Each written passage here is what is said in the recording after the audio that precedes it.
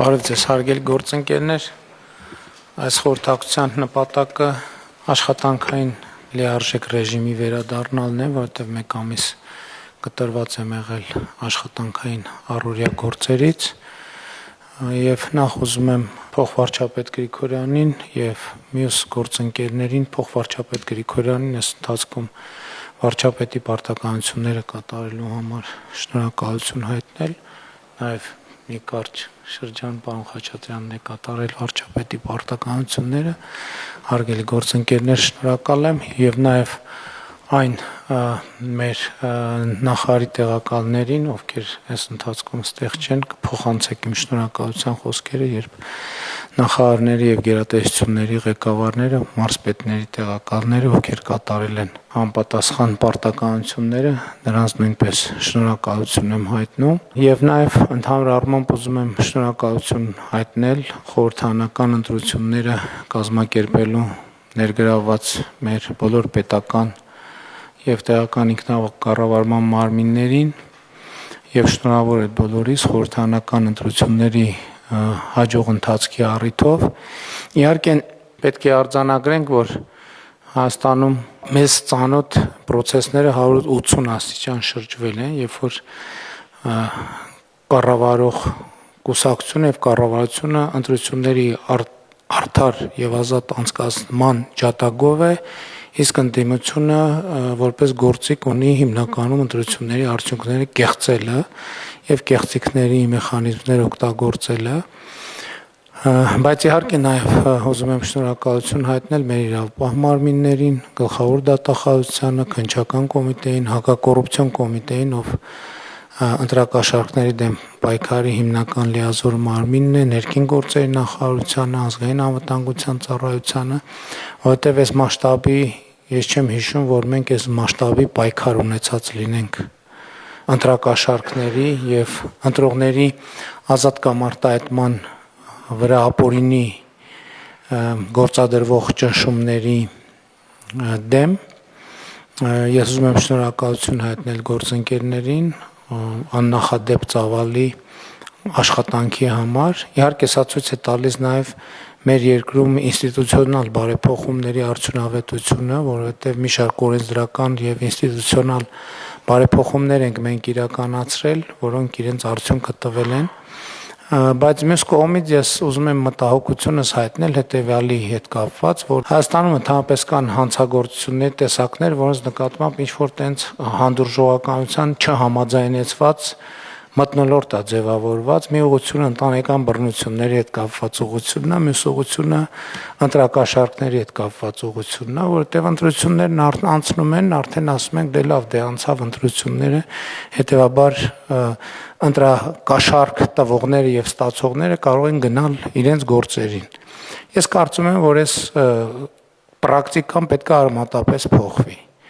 Այս ընտրություններում ընտրակաշառք տալու կամ վերցնելու մեջ բռնված ցանկացած ոք մինչև հաջորդ ընտրությունների արդյունքների ամփոփումը պետք է անցկացնի բանտում։ Եթե սրա համար անհրաժեշտ են իրականացնել օրենսդրական ինստիտուցիոնալ փոփոխություններ, այդ փոփոխությունները անհրաժեշտ է հիմա անհապաղ ձևով անել,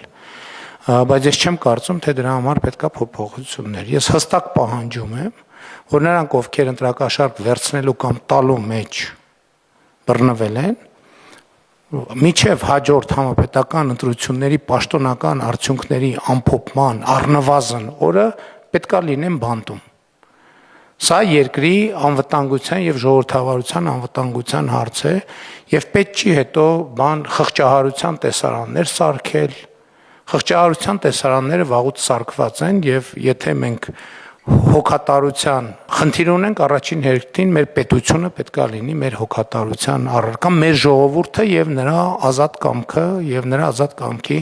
արտահայտման հնարավորությունը։ Էլի եմ ասում, ընդհանրապես ես հասկանում եմ, որ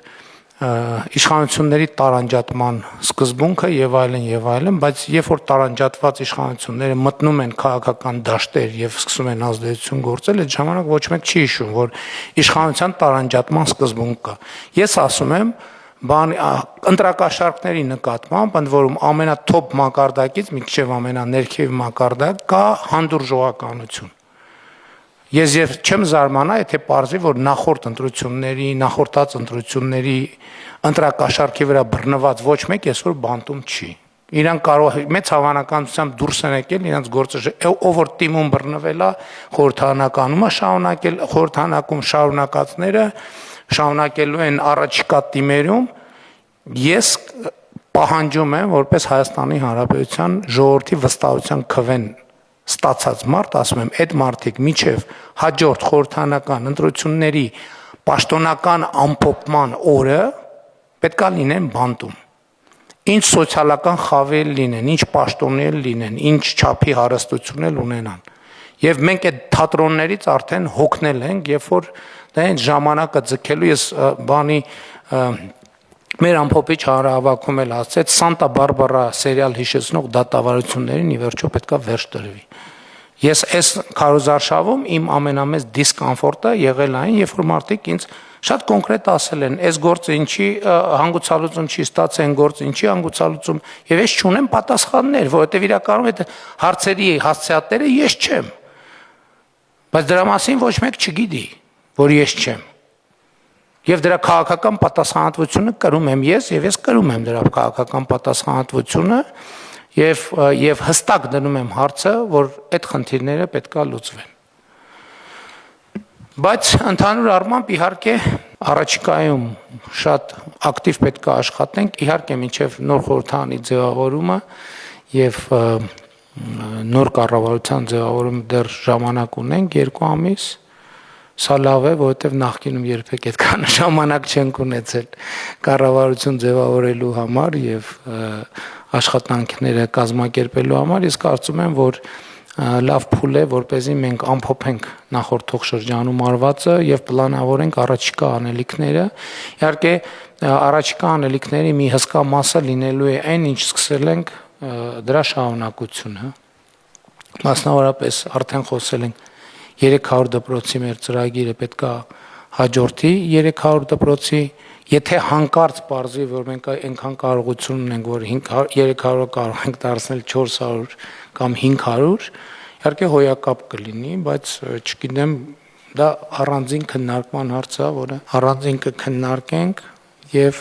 ես առանձնահատուկ ուշադրություն եմ հրավիրում այն խոստումներին, որ մենք տվել ենք երեխաներին, որովհետև մի քանի ուղղություն կա, իհարկե դպրոցները, մարզադպրոցներ, խաղահրապարակներ, արվեստի եւ երաժշտության դպրոցներ, մենք այդ ուղղությամբ պետքա ճիշտ պլանավորում անենք եւ այսօրվանից պետքա սկսենք պլանավորում, մասնավորապես բաշխվածության հետ կապված, իհարկե ես առիթ ունեցել եմ էլեկտրոնային փոստով գրել եմ այդ ուղղությամբ ինչպես եմ պատկերացնում, որովհետև մենք նաև դպրոցներում արկա կարողությունները պետք է համատեքստում դիտարկենք եւ ճիշտ բաշխվածություն ունենանք, որպեսզի մենք այս փուլով այնպես անենք, որ հանրապետության բոլոր երեխաները ունենան իրենց համար իրատեսորեն հասանելի խաղահրապարակներ, դպրոցներով, մյուս ծրագ սպորտ դպրոցներով եւ ուղղակի խաղահրապարակներով, իհարկե նաև այստեղ պետք է մեր համագործակցությունը ֆուտբոլի ֆեդերացիայի հետ, որովհետև իրենք էլ են ծրագրեր անում, նկատի ունեմ, որ ճիշտ հեռավորություններով եւ ճիշտ բաշխվածություններով ամբողջ հանրապետությունը ծածկենք։ Իհարկե շատ ծրագրեր կա, որոնց մասին դեռ պետք է խոսենք եւ նաեւ այն նորույթները, որ մենք ունենք մեր նախընտրական ծրագրում, որոնք նախկինի շարունակությունը չեն, մենք դրանով էլ պետք է հստակ ճանապարհային քարտեզ ունենանք եւ իհարկե խոշոր ծրագրերին մենք պետք է լրացուցիչ անդրադարձ ունենանք։ Ես ուզում եմ առանձնահատուկ ընդգծել այն, ինչ նախընտրական շրջանում խոսել եմ կապված Երևանի եւ Գյումրիի հետ։ Ես անկեղծ ասեմ, այն ինչ տեսա Գյումրիի թաղամասերում, ճիշտն ասած ինձ համար անսպասելի էր եւ նաեւ ինչ որտեղ տենց շոկային ազդեցություն ես չի կարող պատկերացնել, որ այն երկիրը, որտեղ ես վարչապետ եմ, մասնավորապես 58 թաղամասում կարողան լինել այդպիսի վիճակում գտնվող բակեր, փողոցներ, որը խայտառակ տեսարաններ է։ Մենք պետք է գտնենք ձևերը, որ եթե անհրաժեշտ է, իհարկե ես ասել եմ, որ կարծում եմ, որ Գյումրին պետք է մենք հնարավորինս արագ ունենանք արտահերթ ընտրություններ, բայց միջև էդ էլ թեկուզ շրջանցելով տեղական ինքնակառավարման մարմիններին մենք պետք է այնտեղ արագ գործողություններ իրականացնենք այսօրվանից սկսած մենք պետք է հասկանանք ինչ ենք անում եւ մասնավորապես տարեկան մեր 500 կիլոմետր ճանապարհների շրջանակում տարեկան 25 կիլոմետր մենք պետք է իրականացնենք Գյումրիում, 50 կիլոմետր պետք է իրականացնենք Երևանում, որպեսզի նաև Երևանի հետ կապված ես կարծում եմ, որ այդտեղ շատ կարևոր է այն, որ շատ մեծ աշխատանք է արված բակային հատվածներում, դա շատ լավ է եւ պետք է այդ process-ները շարունակենք։ Հիմա մեր նախընտրական ծրագիրը իրականացնելիս նաեւ Երևանում մի դեպք կոնկրետ տեղեր կան, որտեղ երեխաների հետ կոնկրետ պայմանավորվածություններ ենք ձեռք բերել եւ դա էլ պետք է կոնկրետ հասցեներով իրագործենք, բայց շատ կարևոր եմ համարում, որ Աջափնյակ մետրոյի կայարանի շինարարությունը ի վերջո սկսենք, որովհետեւ ընդ որում ուզում եմ ասել, որ այդտեղ ի հեճուկ ըստ տպավորությունների ոչ մի հետաձգում չկա, որովհետեւ նախագիծը, որը պետք է նաեւ արձանագրել, որ մենք 30 տարի այդ կարգի նախագիծ չենք իրականացրել եւ նախագծի փորձաքննությունը, համալիր փորձաքննությունը ինքը բավականին երկար է տևել։ Հիմա արդեն նախագիծը պատրաստ է իրագործման, այսինքն մենք Երևանի քաղաքապետարանի գործընկերներն առաջարկում են, որ մենք սկսենք տեխնիկական հսկողի ներգրավման մրցույթից, որպեսզի էդ էլ պետք է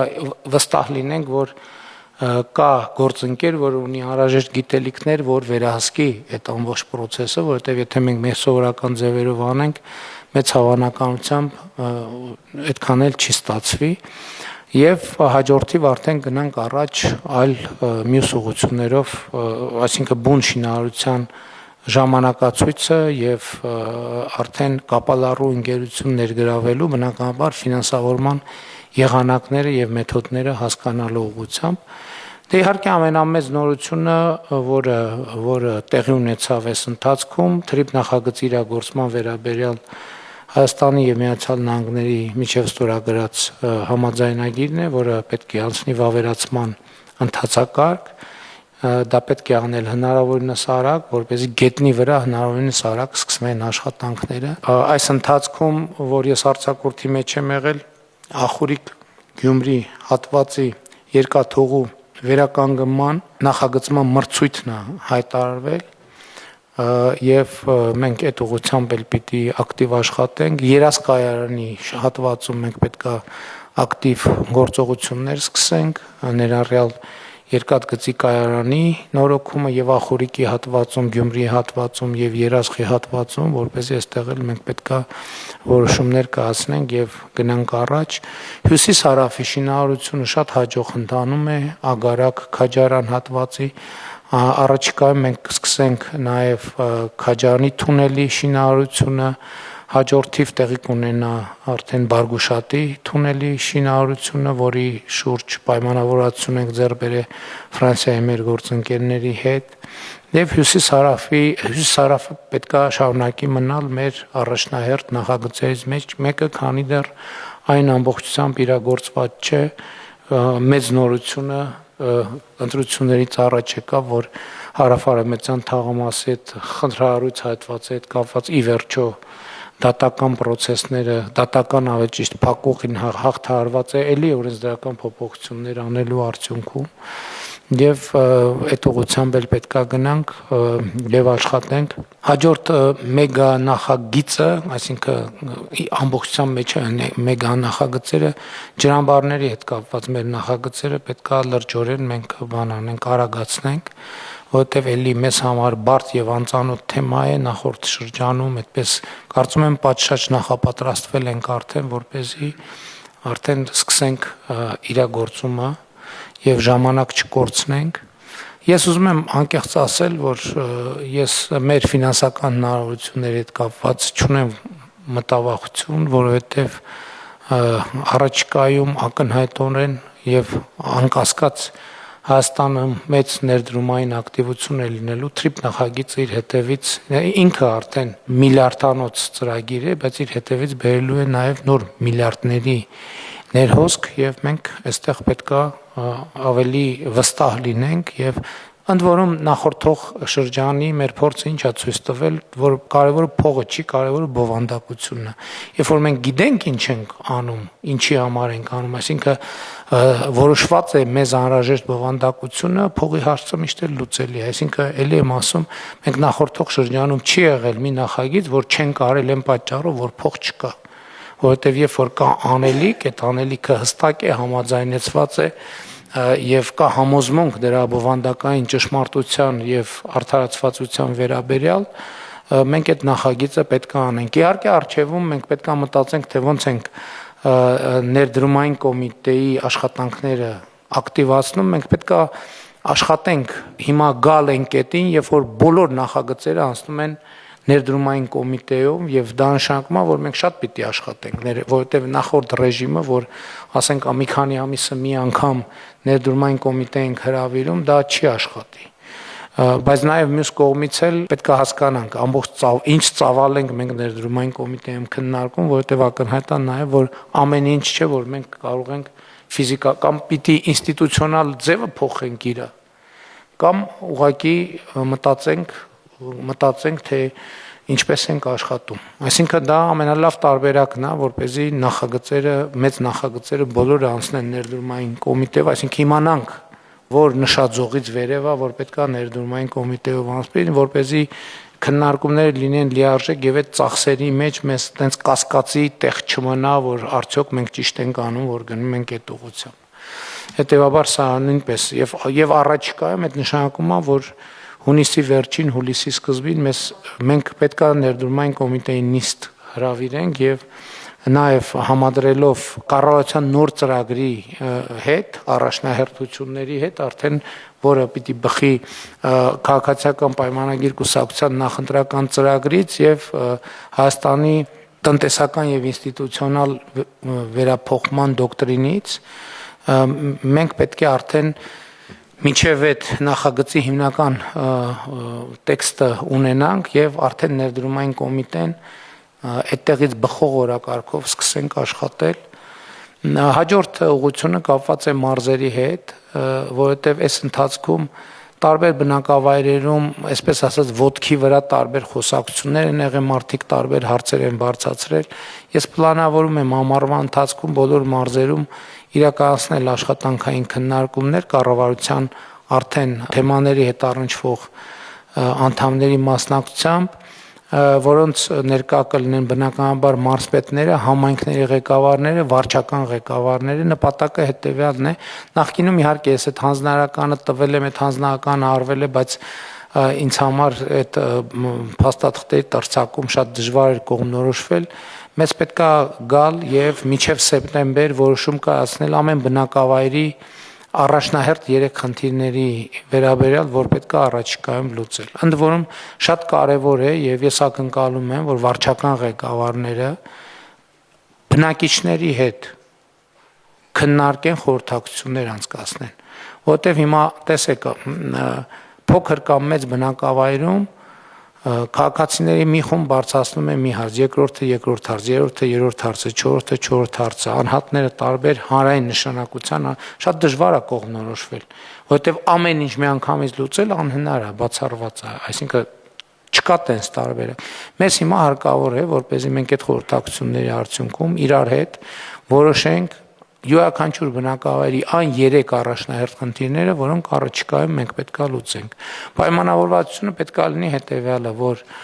այդ 3 խնդիրները լուծելուց կամ առաջինը լուծելուց հետո այդ եռյակը դրանում է հետևից ու տենց մենք հերթով խնդիրները լուծելով գնում ենք, որպեսզի համակարգված լինի, այդ թվում սուբվենցիոն ծրագրերի մեխանիզմով եւ այդպես շարունակ։ Իհարկե, այս ընթացքում ամենամեծ նորություններից մեկը, որ ես իմացա, այն էր, որ ըստ էության այս տարի գրեթե բոլոր համայնքները 2026 թվականի համար ներկայացրել են այնքան սուբվենցիոն ծրագիր, պլյուս մինուս մի քիչ, ինչքան նախորդ 8 տարիների ընթացքում են իրականացրել։ Սա մի կողմից լավ լուր է, որ վկայում է, որ նախ ավելի մեծ հավատ կա սուբվենցիոն ծրագրերի նկատմամբ եւ համայնքների կարողություններն է զարգացել են, բայց մյուս կողմից պետք է հասկանանք ոնց են կողմնորոշվում այդ բազում ծրագրերի մեջ եւ շատ կարեւոր է որ այդ իմ մարզային խորհրդակցությունների ընթացքում մենք նաեւ այդ ծրագրերը նայենք եւ միշտ պետք է համոզվել որ բնակչությունը քաղաքացիները ունեն մասնակցություն այդ ծրագրերի ճշգրտմանը եւ իրականացմանը իհարկե երեք ազգային ժողովում եթե թեմային անդրադարձա կարծում եմ, որ մեր գործընկերները բարձր տեխնոլոգիական արդյունաբերության եւ պետական եկամուտների կոմիտեի պետք է առաջարկ տան այս մասով, որովհետեւ մարդկանց հետ իհարկե մի քիչ պատկերավոր ես այդ խոսակցությունն եմ ունեցել, երբ որ մարդիկ ամենատարբեր հարցեր են բարձրացրել, ես իրենց առաջարկել եմ հետեւյալը, ասել եմ, որ ես էլ պայման ունեմ եւ այդ պայմանն է որ որևէ մեկը որևէ բնակիչ տվյալ բնակավայրի կամ համայնքի խանութից երբեք առանց հսկիչ դրամարկային կտրոնի դուրս չգա որովհետեւ դա է նաեւ այն գործիքը որով մենք պետք է աշխատենք եւ իրականացնենք ծրագրեր ներառյալ համայնքներում եթե պարզվի որ մենք կարող ենք գործակից ունենալ պետական եկամուտների կոմիտեի մեթոդաբանություններով եւ մեզ էլեկտրոնային գործիքները մեզ ցույց տան թե որ համայնքներն են որ առավել ակտիվ ստվերի կրճատում է տեղի ունենում, այսինքն առևտուրը արձանագրվում է, որտեղ մենք ըստ էության ունենք գնահատականներ թե ինչ կարգի կամ պիտի ունենա պետական եկամուտների կոմիտեն թե որտեղ ինչքան ստվեր կա Եվ այդ ստվերի կրճատման գործակիցը ինքը նույնպես պետք է դեր ունենա, թե մենք համայնքներում ինչ ծրագրեր ենք իրականացնում, որովհետև եթե օրինակ բնակավայրում առևտուրը ոնց տենց դանդաղ ստվերային վիճակում մնում է, մենք պետք է նաև դրանով որոշակի քաղաքականություն վարենք եւ մեր բնակիչները, քաղաքացիները այս շրջապտույտի էությունը պետք է հասկանան, ոնց է աշխատում պետությունը, այսինքն հարկեր են գեներացվում, բյուջե է գալիս, բյուջեից հետո գնում դառնում է փողոց, լուսավորություն, դպրոց, մանկապարտեզ եւ ես կարծում եմ, որ դա հնարավոր է անել, այսինքն ես չեմ հարցնում, ես խնդիրը դնում եմ, որ մենք պետք է ունենանք բանաձևեր որպեսզի մենք կարողանանք դա լուծել։ Հաջորդը կապված է միկրոբիզնեսի հետ։ Դուք հիշում եք, որ 2018 թե 19 թվականին մենք միկրոբիզնեսի շեմ ենք սահմանել 24 միլիոն դրամը տարեկան շրջանառությունը եւ առնվազն այս ընթացքում գնաճ է տեղի ունեցել եւ նույն շրջանառությունը փաստացի գնաճի բերումով առնվազն 25-26%-ով աճել է, այսինքն այս առումով միայն այս փաստի բերումով բազմաթիվ միկրոբիզնեսի ձեռնարկություններ, որոնք բարեխիղճ են աշխատում, արդեն միայն այս փաստի բերումով կարող են դուրս մնացած լինել միկրոբիզնեսի համակարգից։ Ես կարծում եմ, որ, այսինքն չեմ կարծում, արդեն ասել եմ դրա մասին, որ մենք պետքա միկրոբիզնեսի շեմը բարձրացնենք, առնվազն կրկնապատկենք, որպեսզի գնաճային ամեն ճշգրտումից հետո դրան չանդրադառնանք, բայց ես նաև ուրիշ առաջարկ ունեմ, ես կարծում եմ, որ մենք եւ շրջանառության հարկի եւ միկրոբիզնես դեպքում պետքա անենք կարգավորում, ես չեմ ասում թե կոնկրետ ինչպեսին, բայց սկզբունքը պետք է լինի հետեւյալը. Եթե ընկերությունը որոշակի ժամկետում, որոշակի թվով արձանագրվեց հսկիչ դրամարկային կտրոն չտալու փաստը, ինքը պետք է զրկվի միկրոբիզնեսի համակարգում աշխատելու հնարավորությունից, ասենք 5 տարի ժամկետով, որովհետև էդ էլ է տուգանվեցի, շարունակեցի տրամաբանությունը պետք է բացառել ընդհանրապես եւ սա շատ սկզբունքային հարց է, որով մենք պետք է գրանք, որովհետեւ մի կողմից մենք շատ մեծ արտոնյալ դաշտ ենք ստեղծում, բայց պետք է նաեւ մեխանիզմներ ստեղծենք, որ այդ արտոնյալ դաշտը չչարաշահվի, որովհետեւ մեր փորձը ցույց է տալիս, որ սովորաբար արտոնյալ դաշտերը չարաշահվում են եւ մենք մեր նպատակից շեղվում ենք իրական, մենք ուզում ենք օգնել, աջակցել փոքր բիզնեսին, բայց դրանից պարզվում է, որ այդտեղ տեղավորվում են եւ ուղղակի այդ արտոնությունը չարաշահում են եւ այդպես շարունակ։ Իհարկե շատ էական է եւ իհարկե ընտրություններից առաջ էլ մենք արդեն դրա մասին խոսել ենք ջրային հարցերի հետ կապված։ Մեր օրակարգը պետք է լինի առաջնահերթություն, առաջիկա 5 տարիներին մենք պետք է շատ մեծ ներդրումներ անենք այդտեղ։ Իհարկե, այս ընթացքում մեծ ներդրումներ արվել են։ Սա էլ է շատ կարևոր արձանագրել, բայց ուղղակի ճեղքը այնքան մեծ է, որ զգացողություն, այն զգացողությունը, որ օրինակ ունենք ճանապարհների դեպքում, որ էականորեն լուծել ենք հարցը, օրինակ ջրի հետ կապված այդ զգացողությունը չկա, որովհետև այնտեղ ճեղքը շատ ավելի մեծ է, ցանցը շատ ավելի մեծ է եւ այդպես շարունակ։ Եվ ես հույս ունեմ եւ համոզված եմ, որ մենք այս ընթացքում այդ թվում Վիոլա ջուրընկերության հետ մեր գործակցությամբ եւ որոշակի պլան ունենք, թե ինչպես պետք է աշխատենք եւ ինչ ուղղություններով պետք է ներդրումներ անենք։ Իհարկե ջրամբարաշինության մասին ես արդեն ասացի, բայց նաեւ խմելու ջրի մատակարարում, ոռոգման ջրի մատակարարում եւ ջրահեռացում այն երկարաժամկետ տեսլականով, որ մի X պահի մենք պետքա օգտագործված ջուր առանց մաքրման բաց չթողենք բնություն։ Այս շատ կարևոր է, այսինքն ամբողջ օգտագործված ջուրը պետքա մաքրվի եւ մաքրումից հետո պետքա միայն բաց թողնվի բնություն։ Եվ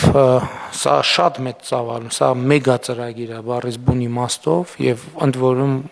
պետք չի մտայնություն ունենալ, թե 5-ամյա կտրվածքով մենք ամբողջ խնդիրը լուծելու ենք, ոչ 5-ամյա կտրվածքով ուղղակի մաքսիմում պետք է անենք, որպեսզի արդեն 2031 թվականի դրությամբ մենք զգացողություն ունենանք, որ արդեն տեսանելի եւ մթնոլորտը ցույց տա, որ մենք արդյունքներ ունենք արձանագրած։ Այս համատեքստում հրատապ է նաև կոշտ-թափոնների կառավարման նոր համակարգի ներդրումը։ Իհարկե Կոտայքի մարզում մենք նոր աղբավայրը շահագործման հանձնեցինք, որը սպասարկում է Կոտայքի եւ Գեղարքունիքի մարզերը եւ արձագանքները կարծես թե բավականին լավ է, բայց մենք պետքա շատ արագ կոշտ-թափոնների կառավարման նոր համակարգը ներդնենք, ընդ որում տարածքային կառավարման եւ ենթակառուցվածքների նախարարությունում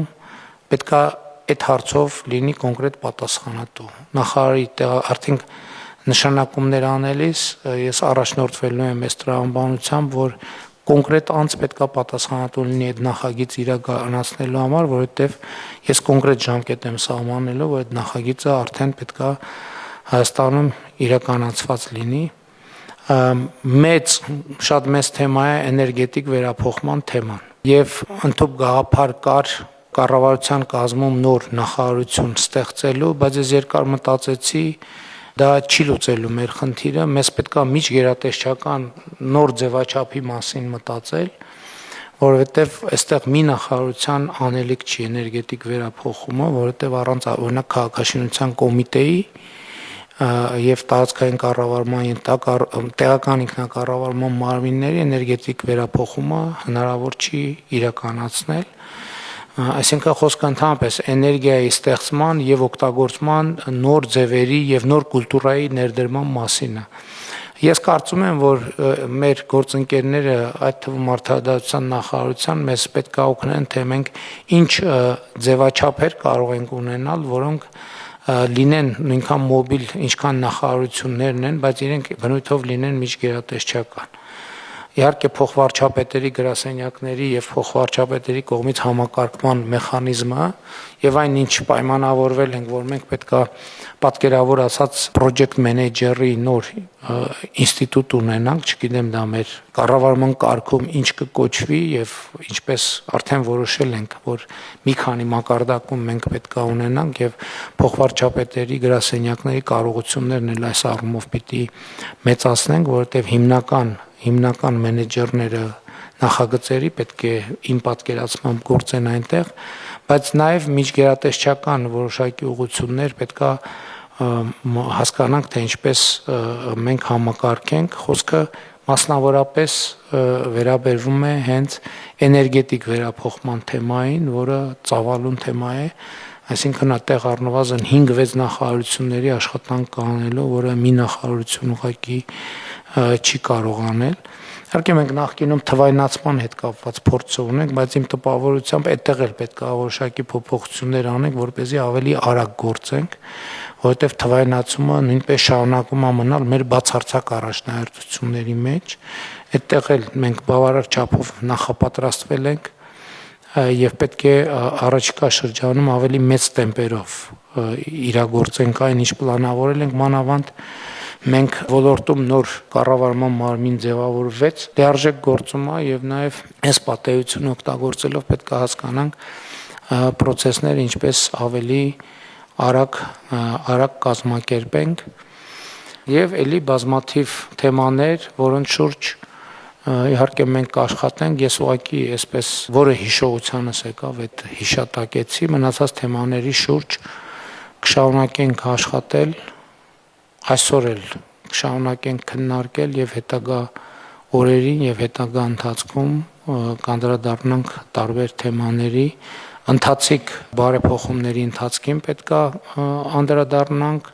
ես մի թեմա էլ կա որ այս հատվածում կուզեի նշել մասնավորապես հակակոռուպցիոն մեր քաղաքականություններում պետքա մենք ավելի սկզբունքային լինենք ինձ համար խնդրեմ է որ մասնավորապես մեր առաջընթացը հակակոռուպցիոն քաղաքականությունների միջազգային զեկույցներում մեր առաջընթացը կամ դադարելա կամ դանդաղելա դա բացարձակապես ընդունելի չի եւ չի կարող ուղղակի այդպես շարունակվել այսինքն դա ինձ համար անձնական սկզբունքային հարց է եւ ընդཐུպ ինչ որոշումներ անհրաժեշտ են կայացնել որպեսզի այս ստագնացիան դադարի այդ բոլոր որոշումները միանշանակ եւ աներկբա ես կայացնելու եմ եւ այդ ուղղությամբ պետքա մենք շատ ակտիվ գործունեություն ծավալենք եւ ուզում եմ ամփոփել մեր հաջորդ խոշորագույն սպասվող իրադարձությամբ բայց երկու իրադարձությամբ լավ մեկով չեմ սահմանափակվի որովհետեւ մենք մեծ հաջողությամբ իրականացրինք եվրոպական քաղաքական համայնքի գագաթաժողովը Երևանում առաջիկա մեզ սպասվում է COP17-ը ինչպես պայմանավորվել ենք ելի առաջիկա 1-2 ամսվա ընթացքում դուք զեկույց կպատրաստեք այդ թվում այցելելով համապատասխան տեղեր անցկացման վայրը Մերիդիան կենտրոնում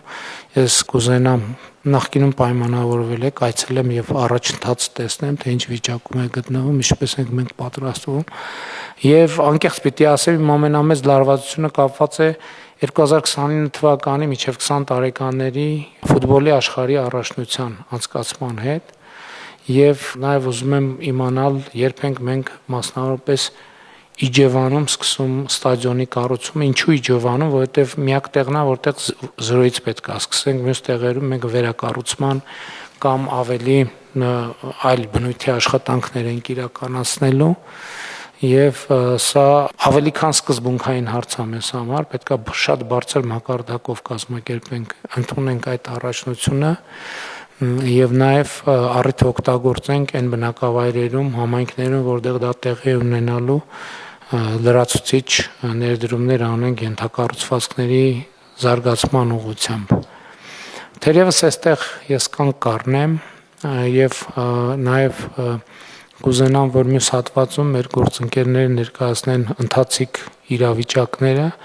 Գիտեմ, որ պետական բյուջեի եկամուտների հավաքագրումը շատ բարձր տեմպով է ընթանում, երեք արդեն ասել եմ, որ 40 միլիարդի երակատարում ենք սպասում։ Ես 30 էի ասում, տենց մի քիչ զգուշություն ցուցաբերելով, բայց ֆինանսների նախարարն 10 միլիարդն էլ ասեց, այնպես որ արդեն 40 միլիարդ մնացած հարցերի վերաբերյալ հիմա ես մեր գործընկերների տեղեկությունները կամ զեկույցները կլսեմ որոշ մի քանի հարցերի վերաբերյալ, որոնք հրատապության կարգով ինձ հետաքրքրում են։ Այսքան է փոլի համար։ Շնորհակալ եմ։